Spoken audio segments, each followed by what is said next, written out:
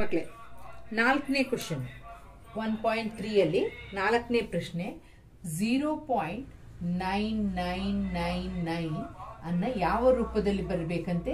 P/Q form ಅಲ್ಲಿ ಬರಿಬೇಕಂತೆ. Answer ತಗೊಳ್ಬೇಕಂತೆ. P/Q form ನಾವು third main ಅಲ್ಲಿ ಮಾಡಿದ್ ಸೇಮ್ ಅದೇ ತರ ಇದನ್ನ ಮಾಡ್ಬೇಕು. ಏನ್ ಮಾಡ್ತೀರಾ ನೀವು?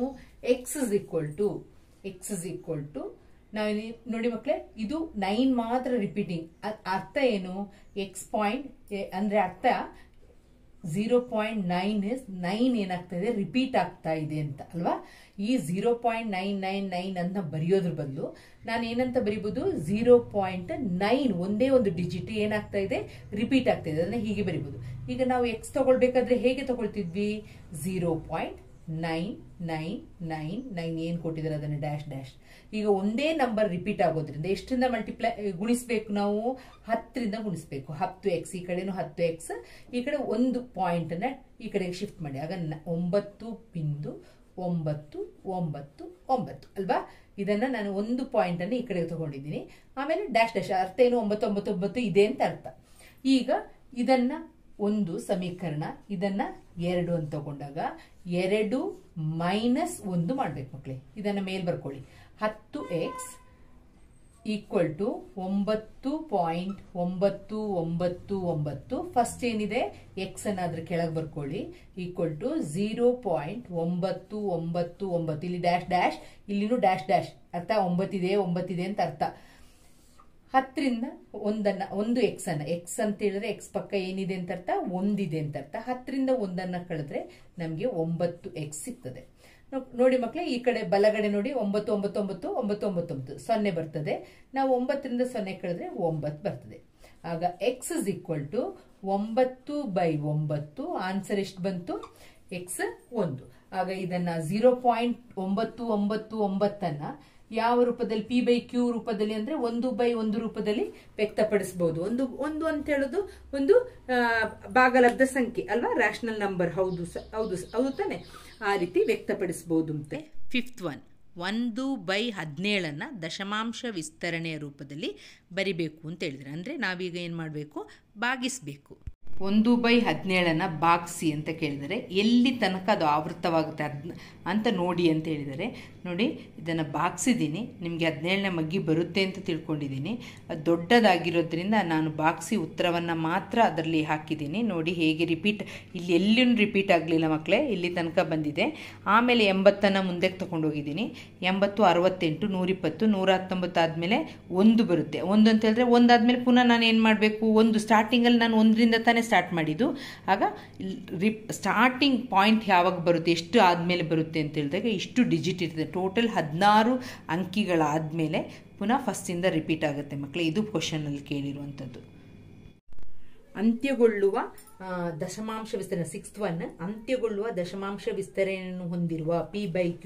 ಅಂತ್ಯಗೊಳ್ಳುವ ಅಂದ್ರೆ ಟರ್ಮಿನೇಟಿಂಗ್ ಡೆಸಿಮಲ್ ನಂಬರ್ ಬರುವಂತಹದನ್ನ ಹೇಗೆ ಕಂಡುಹಿಡಿತೀರಾ ಅಂತ ಕ್ವಶನ್ ಇರುವಂತದ್ದು. ಮೀನಿಂಗ್ ಏನಂತ ಅರ್ಥ, ಹೇಗೆ ನೀವು ಅದನ್ನು ಅಂತ್ಯಗೊಳ್ತದೆ, ಒಂದು ಸಂಖ್ಯೆ ಕೊಟ್ಟಿದ್ದಾರೆ, ದೊಡ್ಡ ಸಂಖ್ಯೆ ಕೊಟ್ಟಿದ್ದಾರೆ, ಅದು ಯಾವುದರಿಂದ ಅಂತ್ಯಗೊಳ್ಳುವಂತಹ ಒಂದು ದಶಮಾಂಶ ವಿಸ್ತರಣೆಯನ್ನು ಹೊಂದಿದೆ ಅಂತ ಹೇಳಿದ್ರೆ, ಫಾರ್ ಎಕ್ಸಾಂಪಲ್ 1/2 ಅಂತ ತಿಳ್ಕೊಳ್ಳಿ. ಈಗ 2ಅನ್ನ ನಾನು ಭಾಗಿಸ್ತೀನಿ, 1ರಿಂದ ಬಿಂದು ಹಾಕಿ 0 ಬರೀತೀನಿ. 2 5 10.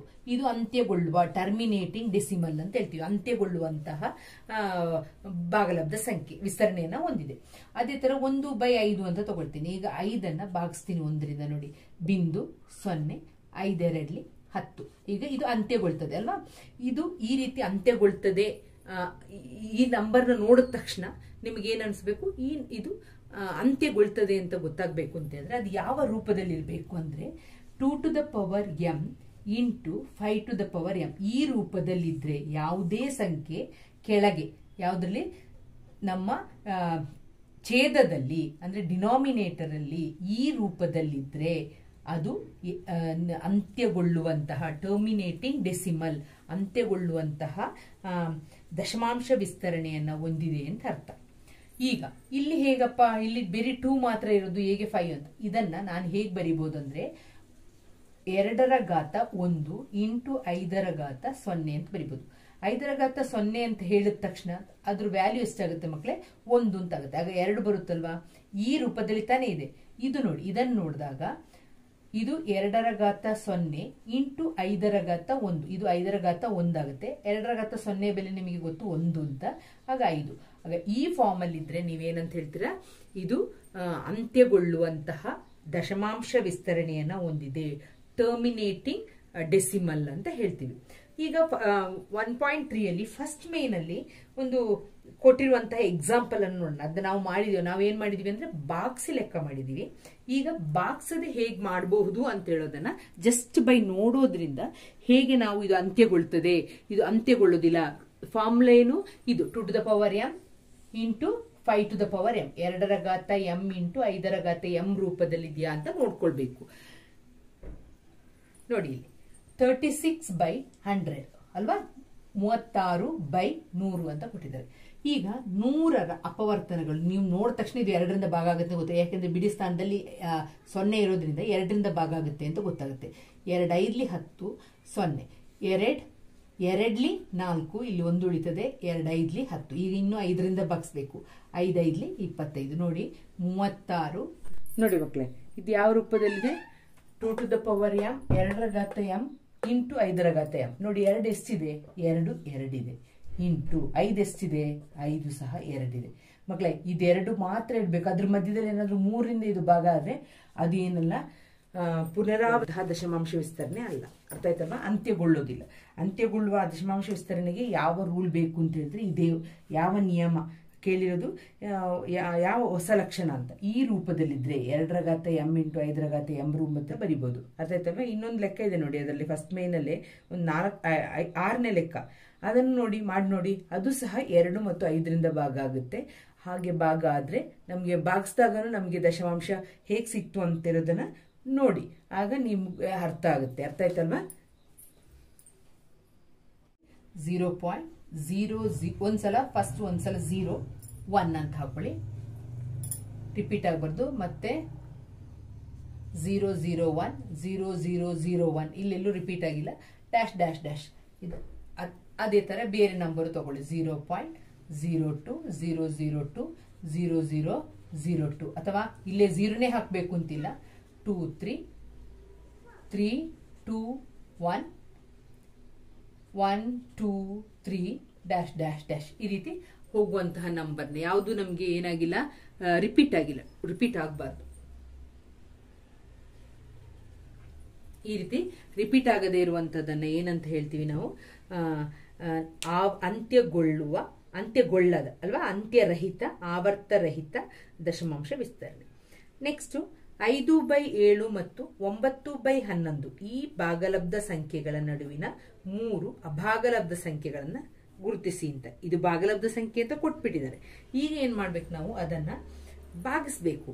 5/7 ಮತ್ತು 9/11 ದಶಮಾಂಶ ರೂಪದಲ್ಲಿ ಬರ್ಕೊಳ್ಬೇಕು.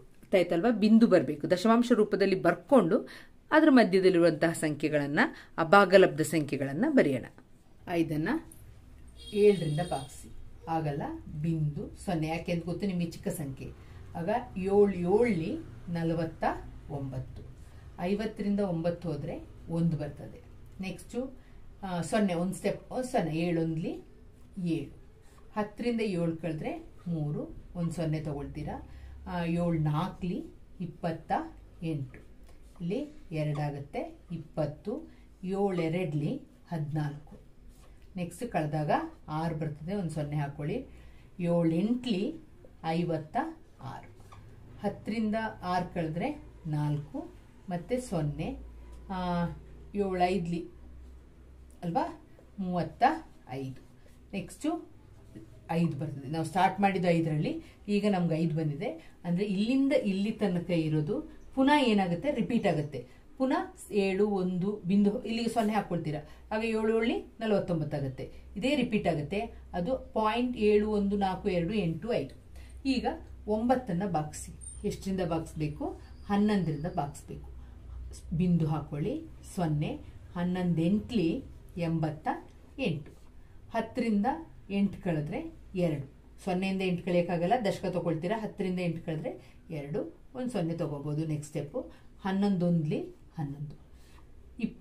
10ರಿಂದ ಮೈನಸ್ ಮಾಡಿ.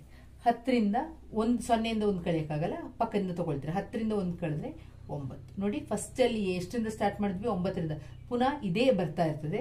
ಆಗ ಇದನ್ನ ನಾವೇನಂತ ಬರಿತೀವಿ? ಅದು ಆವರ್ತಗೊಳ್ತದೆ. ಆಗ ತಲೆ ಮೇಲೆ ಹಾಗೆ ಹಾಕ್ಬಿಟ್ರೆ 8 1 ನೆಕ್ಸ್ಟ್ 8 1 8 1 ಬರುತ್ತೆ. ಮಕ್ಕಳೇ, ಅವ್ರು ಕೇಳಿರೋದು ಈ ಎರಡು ಸಂಖ್ಯೆಗಳ ನಡುವಿನ ಅಭಾಗಲಬ್ಧ ಸಂಖ್ಯೆಗಳನ್ನ ಬರೀರಿ ಅಂತ. ಅರ್ಥ ಆಯ್ತಲ್ವಾ? ಆಗ ನಾವೇನ್ ಮಾಡೋಣ, 0 ಪಾಯಿಂಟ್ ಇದನ್ನು ನೀವು ಡಿವೈಡ್ ಮಾಡಿ ಒಂದ್ ಕಡೆ ಬರ್ಕೊಳ್ಬೇಕು. ಇದರದ ಆನ್ಸರ್ ಅನ್ನ ಇಲ್ಲಿ ಬರಿತೀನಿ. 0.714285. ಇನ್ನೊಂದು ಯಾವುದು? 0.81. ಇದರ ನಡುವಿನ ಸಂಖ್ಯೆಯನ್ನ, ಅಭಾಗಲಬ್ಧ ಸಂಖ್ಯೆಯನ್ನ ಬರೀರಿ ಅಂತ ಕೇಳಿದರೆ, ಈಗ ನಿಮ್ಮ ಇಷ್ಟದ ಸಂಖ್ಯೆ ಬರಿಬಹುದು ಮಕ್ಕಳೇ. ಆದ್ರೆ ಏನಾಗಬಾರ್ದು? ರಿಪೀಟ್ ಆಗಬಾರ್ದು ಅಂತ ಅಷ್ಟೇ. ರಿಪೀಟ್ ಆಗದಂತಹ ಕೆಲವು ಸಂಖ್ಯೆಗಳನ್ನ ನೋಡ್ಕೊಂಡು ಬರೆಯೋಣ. ಈಗ ಎಕ್ಸಾಂಪಲ್ಗೆ, ಈಗ 0.720 0027 ಅಲ್ವಾ? ರಿಪೀಟ್ ಆಗಿಲ್ಲ. ಡ್ಯಾಶ್ ಡ್ಯಾಶ್ ಡ್ಯಾಶ್ 72 ಬರ್ದಿದ್ದೀನಿ ನಾನು. 000227. ನೆಕ್ಸ್ಟ್ ನಿಮ್ಗೆ ಇಷ್ಟ ಬಂದಿರುವಂತದ್ದು 72 ಆಯ್ತು. 71ರಿಂದ ಹಿಡಿದು 81 ತನಕ ಬರಿಬಹುದು. ಕೇಳಿರೋದು ಬೇರೆ 3 ಸಂಖ್ಯೆನ ಬರೀರಿ ಅಂತ. ನೆಕ್ಸ್ಟ್ 73 0 0 0 0 37 ಬರೀತೀರಾ? 37 ಏನ್ ಬೇಕಾದ್ರೂ ಬರಿಬಹುದು ಮಕ್ಕಳು. 0.3 ಹೇಳಿದರೆ ನಾವು 80 ತಗೊಳ್ಳೋಣ. 80